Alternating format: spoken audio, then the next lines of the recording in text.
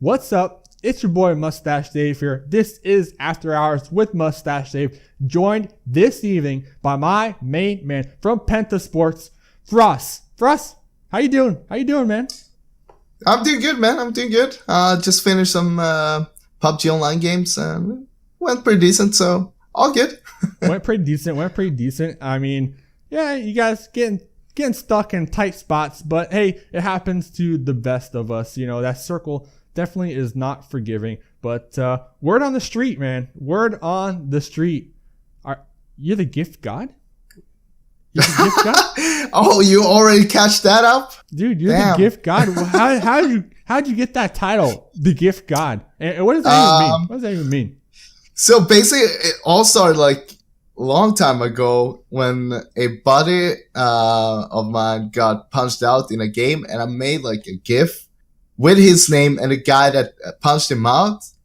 And it was like, yeah, I just made that one. It was pretty fun, and we kept on repeating that one in a Discord channel a lot throughout like the past 4 months or something like that. And then like a week ago, I started making a few GIFs, and people were just loving it and having such a good time laughing about the GIFs. So I just kept on making them and giving people a smile on the face. Yeah, I mean, that's basically it. Dude, now you're like a full-time GIF creator over there. That's, you know, if esports don't work out for you, you already got your backup plan. But yeah. How'd you get your name, Frosz? How'd you get your name? So yeah, the story about my nickname is I don't even know myself. I've been using this nickname for about 14, 15 years or something like that. Like, I started gaming back then, maybe like 16, 17 years ago. And I used to like switch nickname every week or so back then. I had like everything that was like sounded cool. I used that. But in the end, I got stuck with Frosz. And in the beginning, I used double S, but that was kind of generic and always taken. So kind of added a Z in the end, and yeah, it became Frosz. Hold up. You said in the beginning you had other names as well that you're kind of trying to be cool with. What are some of those names, man? Or are you just you can't mention them? I can mention them. It's such a long time ago, but it's like I looked at like an old I think it was CDs back then, and yeah. I saw this name Acer. I was like, hell yeah, that sounds cool. I used Acer as my nickname for like a week or so. And then I was like, hey, Dark sounds cool. Maybe I can do a little run on the spelling there and did like a capital D, small double A and a capital K in the end. I was like, yeah, this is cool. Some next level strats right there in the name category. But yeah. All right. So that's how you got your name. I like your current name now. I'm not trying to throw shade on your old names, but I definitely like your new name at least. And so for people that might not know you, I mean, me in particularly, what's your gaming background? Kind of, how did you get to the spot you are now on a professional esports team? So I've been gaming for like 16, 17 years. Started with playing Counter-Strike back in the beta. My big brother had a computer, and he installed Counter-Strike. Had what you used to have back then, pod bots. You basically didn't have any internet back then, so we were just playing against these bots, and like I weren't allowed to touch his computer at all. But I used to lock myself into a room, play Counter-Strike with these bots for like an hour or two, and then my brother noticed that, but I locked myself into a room, right? So he couldn't get in. But afterwards, he beat me up kind of when he noticed. And from there on, I've just been playing a lot of video games, not on any professional level, but on like semi-professional, a lot with friends and stuff like that, winning like local LANs on Counter-Strike and so on. All right, so Counter-Strike, you said bots. You used to go against bots, like computers? Yeah. So you got your start beating up the computers. Were there different difficulties? Because I never played it where it was easy, medium, hard, or was it just one generic bot? I mean, how does that work? It was pretty much just generic bots that you couldn't made them like any better or so, and they were really terrible back then. But it was like either that or you had 256k internet, and you had to connect it through like the telephone wiring and stuff like that. So you could play on the internet, but it cost like a fortune back then. Also, like as soon as someone called their house and someone picked up the phone and answered, your connection would be broken. Yeah. So yeah, it was pretty bad. You were playing Counter-Strike with like 200 in ping or something like that, but it was like enjoyable back then. The good old days when we didn't complain about ping. Yeah, I remember that dial-up. Oh, yeah. I had AOL dial-up. You'd be online playing your game. I would play, I think it was like SOCOM or something, and someone would call you, get disconnected, and that's done. You're done from there on out. But yeah, you mentioned you played in a tournament.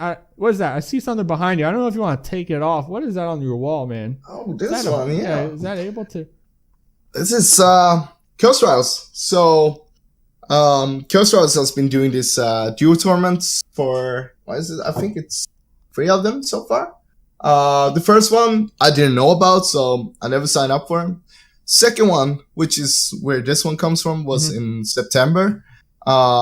Basically, like me and my other partner in my team, Penta Sports, Sims of Doom, we were like, yeah, let's sign up and have some fun, because we never played duos, and back then we didn't play first person, which this tournament only plays in. Yeah. Back then it was like third person. Everyone was playing third person still. And we're like, yeah, let's go ahead and have some fun. And we somehow qualified to the finals. And we're like, oh shit, we made it to the finals. All right, let's just have some fun, kill some people. And without knowing it, we was leading from like game 1. We were like 3rd place or something. We're like, hey, we might actually be able to win it. And from the second game till the end, we were number 1. Number 1, man. And it says 25 kills. Was that you particularly got 25 kills, or as a whole squad? It's me. Yeah, it's a duo. So it was me and Simsy together, 25 kills together throughout the final, which is 5 games. All right, that's still quite a lot of killing on the field. All right, congrats on that, and hopefully, moving forward, we're gonna bring this up. You are on Penta Sports, an IEM invited team. All right, one of the lucky chosen ones. And hopefully, you'll bring home some more trophies from them as well. But let's talk about IEM for a second. All right. So basic question. Out of the invited teams. So we have a sense on how these guys perform out on the field. But unlike the guys who, had to go through the qualifiers, I feel like the guys in the qualifiers, the teams that actually made it through, we have more of a sense on their play style and how they're going to perform during this tournament. Now, the invited teams, in my sense, I mean, we all know them, but they're kind of still, we don't know what they've been working on as far as their strategies or whatnot. So if you had to pick one squad that Penta Sports is kind of maybe on the fence about, kind of maybe a little afraid of, what squad would that be? If you had to pick one, I know it's a very tough question because you don't know who you're going to run into out there. But if you just had to pick one squad, all right? I mean, we're pretty set on that. It's going to be Gorilla Core. They're our nemesis. From day one, they've been our nemesis. And funny thing is that I used to be in that team back in the days, but I left that team. And after that, I got into Penta Sports. But yeah, they're our top nemesis all time. But they are really good players, and really kind players as well. I still like all of the players. I still play a lot with them and so on. But yeah, they would be my chosen team that I would pick. All right, so that's interesting. I'm kind of curious about this. So you were on their squad in the past, all right? Yeah. You kind of have a feeling on their strategies, would you say? I mean, do you bring that over to your new squad and be like, hey, I know these guys are dropping here every time. I know they loot these buildings. Let's go mess them up, or let's avoid that area. I mean, how does that work out? Because, I mean, you're not the only player. We have players getting traded left and right here and there. Just, it's just part of the game that we play. So how does that play into factor into, joining that new squad? Like, is it kind of like insider information? I mean, what happens?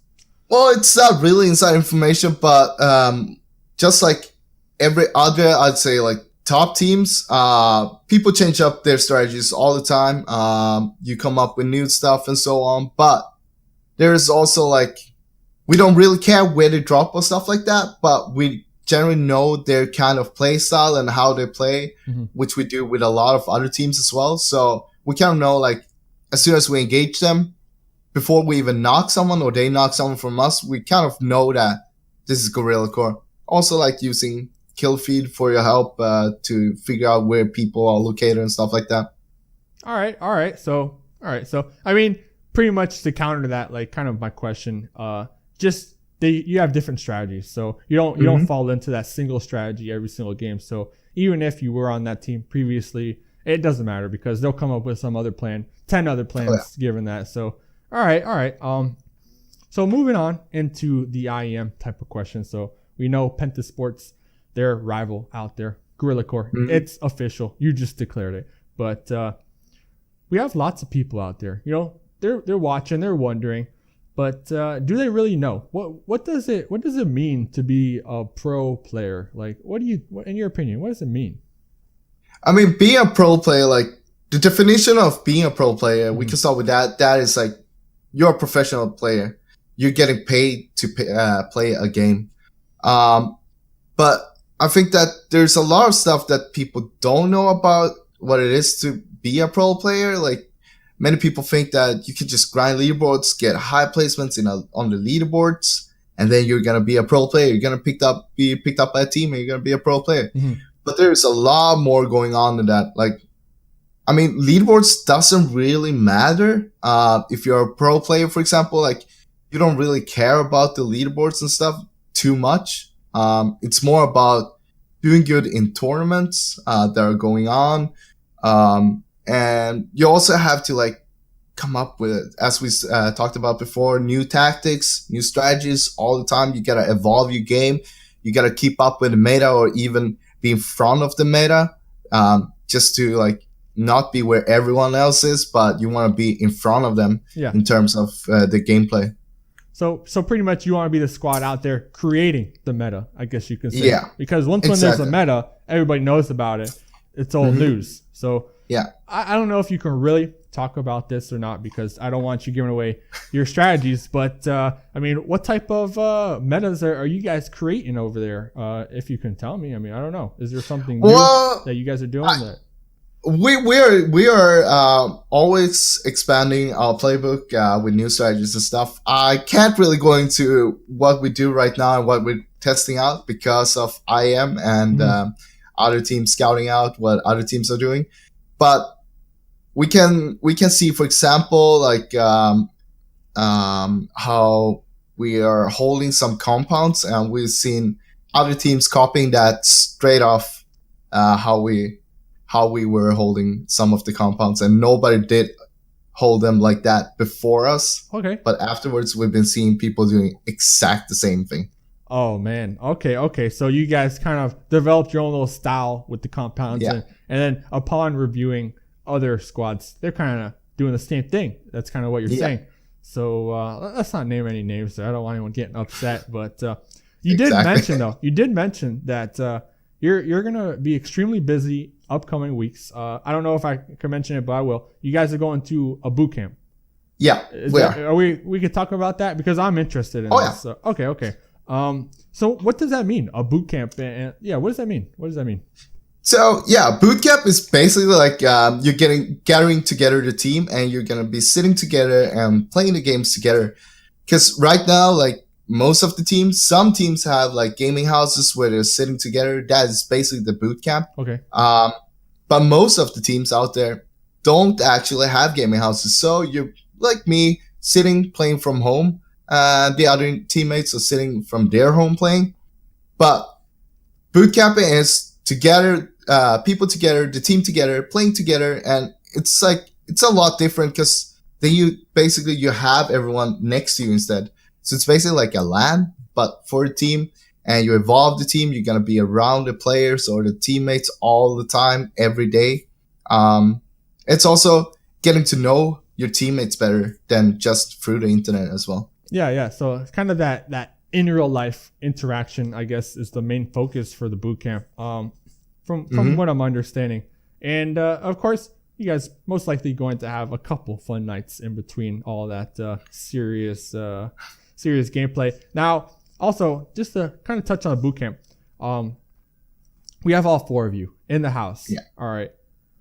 Who's in charge of keeping you guys on track and like not getting out of control. Like I just mentioned, you guys might have a couple crazy nights just because you're happy, you're excited, you guys are an invited team. This is a big moment coming up. But how do you stay focused? How do you stay on the track? Because at the end of the day, this is so, you guys can train for IEM and take that win. I mean, how do you stay on track?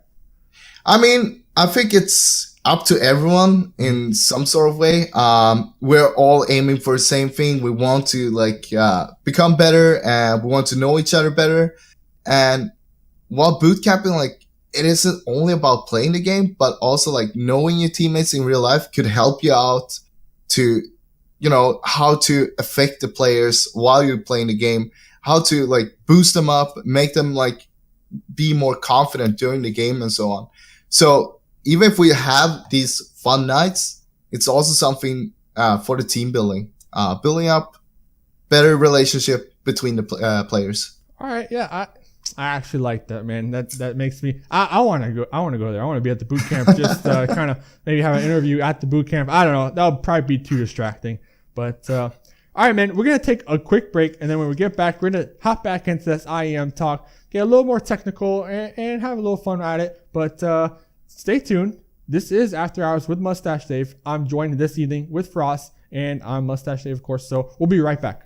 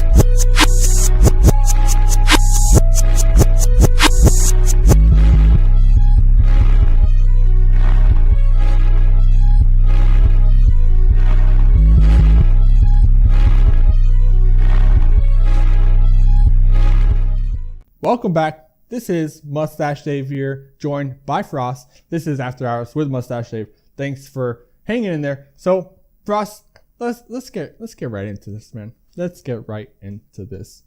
Kind of intertwined with the whole IEM thing, kind of intertwined with being a pro player. I was wondering, because I talked to a lot of guys, but I never really brought this question up. Pretty much, a before and after. How is your life as Frosz before and after being a pro player, before joining an organization? Did your life change at all, or are there things, certain aspects of yourself that you have to just portray in the public? I mean, just give me a breakdown. I mean, pretty much, I'd say it's a little bit the same before and after, right now at least, because the game isn't big enough. So there isn't you can't go maybe full-time pro, and so on. But I do have a little better salary, from playing video games, which I didn't have before I went pro. So that always helps out. But it's also a little bit, you gotta watch out what you're saying as you're in the org. You're not only representing yourself, but also the org whenever you're speaking. So you gotta watch out what you're saying, so you don't say too much, and don't you don't want to give the organization a bad face. Yeah. So I mean, if there was one tip you could give out there, just for a new player being signed to an org, if you had just one tip, maybe that you learned the hard way along the way, what would that tip be? Just one tip. Be kind to people. If you're kind to people, they're gonna be kind back to you. That is probably the best thing you can do. Being kind to people. And that's anybody, not just other players, not just your bosses or whatnot, but also your fans. I mean, you definitely, you guys are definitely on the rise. Like you said, it's a new game, a new scene. Everyone's out there developing their own fan base. So you definitely want those guys behind you, cheering you on, being on your sideline. So I like that you said just be nice to everybody. That's a nice thing to say. That's what a nice guy would say. So talk about IEM, talk about Penta Sports. What's your role if you have one on your squad, or your play style if you had to label it? I don't know if you guys do have these labels or not, but what would it be? What would it be? I'm probably labeled as a sniper. Many people know me from my sniping skills. I've been playing a lot of sniper rifles from the beginning of the game, and doing a lot of like 6 shots, long shots, moving targets, stuff like that, being consistent with that. And yeah, that would probably be the definition of my playstyle and my role. All right. So I know it's kind of a hybrid, right? The Mini 14, not quite the sniper rifle, but at the same time it kind of is. What are your thoughts on that Mini 14? What are your thoughts? The Mini 14 it's really good in some situations, but when you come back to it, like the bolt sniper rifles, which is the ones I use mostly, they have their stronger point of view where you can knock people in one shot, which you often don't do with a mini if people are not low and so on. So I like the Mini 14, but at the same time, I feel like it's more like taking an old M16 spot where you can be like semi-sniping with it. So yeah. All right, it's really good. So a typical loadout though for you, you're the sniper on your squad. What's your typical loadout look like then every game?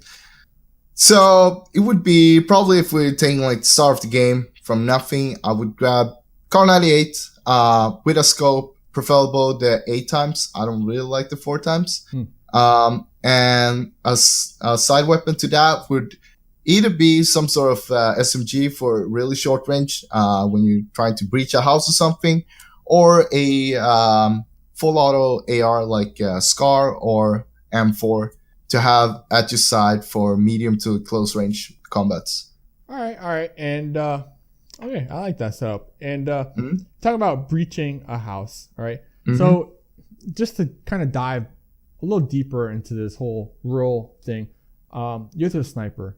So on your squad, when we're coming to diving, how does that work out? Because I mean, I would assume the sniper stays in the back a little bit, right? I mean, they don't go first, or I mean, correct me. I mean, how does that work out? You're the sniper. What's your main position or role when your squad decides to actually crash a compound? It's very situational, depending on how people are holding the compound, and what kind of obstacles we have to go through to get to the compound, stuff like that. But usually I'm a little bit more in the back. We might have like people that have more like close range weapons ready to breach and so on. Well, I could stay in the back and snipe people off if they're trying to peek and so on, or I'm breaching with them, being like the 3rd or 4th guy in the row there. Okay.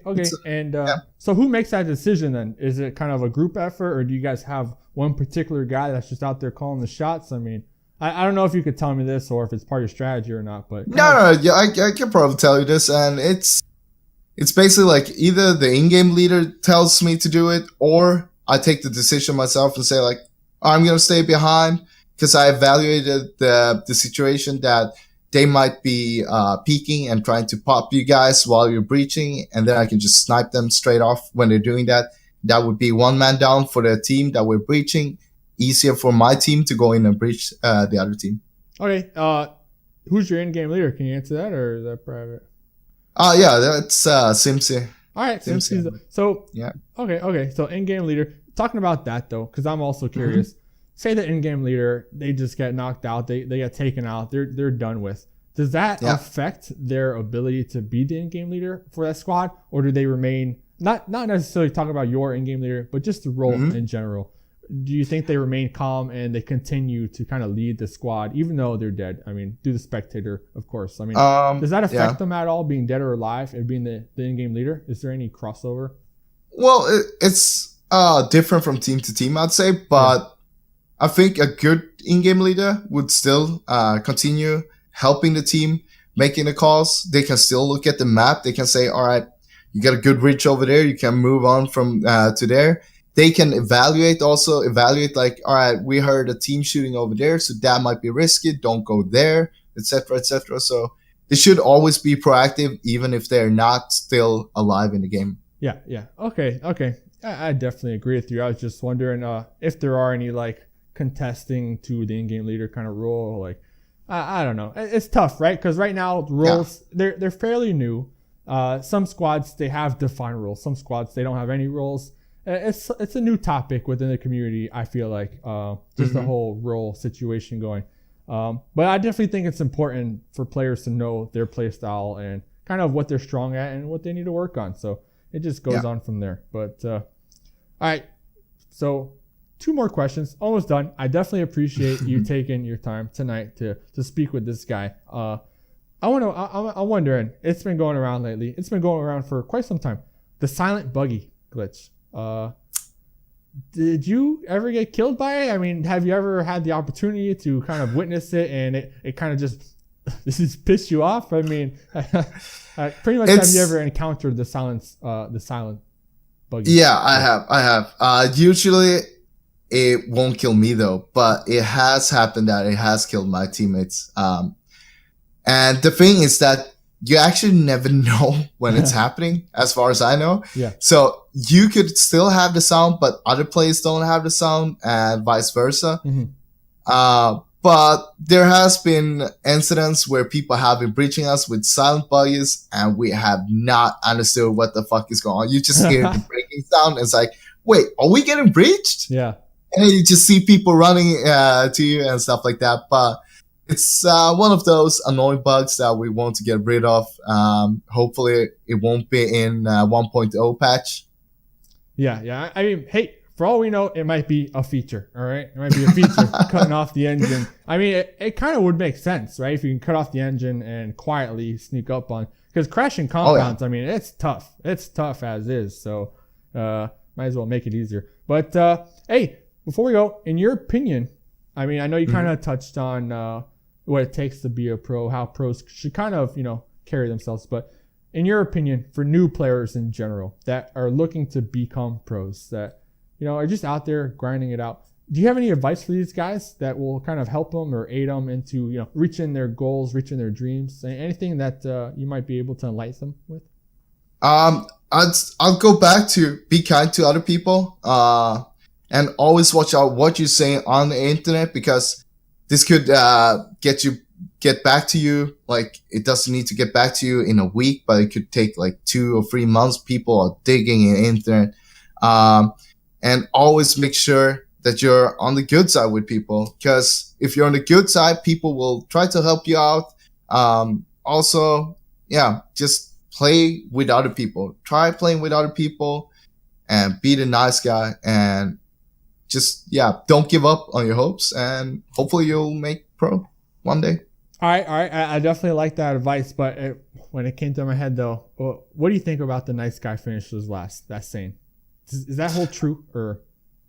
I wouldn't say it's whole true. I think I'm one of those nice guys, without lifting myself too high up in the sky. And I think that's a good thing, because I've gotten to know a lot of the people in the pro scene, like before it even became a pro scene, and also a lot of other people. And it's just amazing to get to know all these people through the internet without even have met them, and still can hang around, chat with them, talk with them for hours. And it's just an amazing experience, I'd say. Yeah. All right, man. I definitely, I like that. I like that advice. Very good advice from my man, Frosz, Penta Sports. Listen, if you're out here watching this, shoot this guy. How can they follow you? How can these guys get in touch with you? I think best way is probably Twitter at Frosz TV, or my Twitch, which is also Frosz TV. All right, Frosz TV. I'll make sure to put his personal cell phone in the description. You can send him messages, send him pictures later, but definitely be on this guy's sideline, rooting him on. We want to see this guy win. I'm definitely going to be biased if anyone came to After Hours with Mustache Dave. They join me on the desk. I'm definitely going to be kind of rooting for you a little more. Thank you. I'm looking forward to the action, man, and I hope you have a great time at the boot camp, getting to know your squad, all that stuff. You have busy weeks ahead of you, all this preparation, but like I said, definitely appreciate you taking your time tonight, my man. Anything else you want to say before we leave? I want to thank you for taking me in here. Guest, also a little shout out if it's okay. Dude, it's okay. for my organization, Penta Sports, for taking care of us. Also, our team manager, Preben, which takes care of us in the team. My teammates, which are amazing people. And all the amazing people around the community of the game. We got like the tournament organizers. We have all the community managers for different things. We have casters like you, people that generally care about the game and making it evolve into a great esport game. You the man. You the man. Hey, stay tuned till next time. This has been After Hours with Mustache Dave. Hey, have a good night.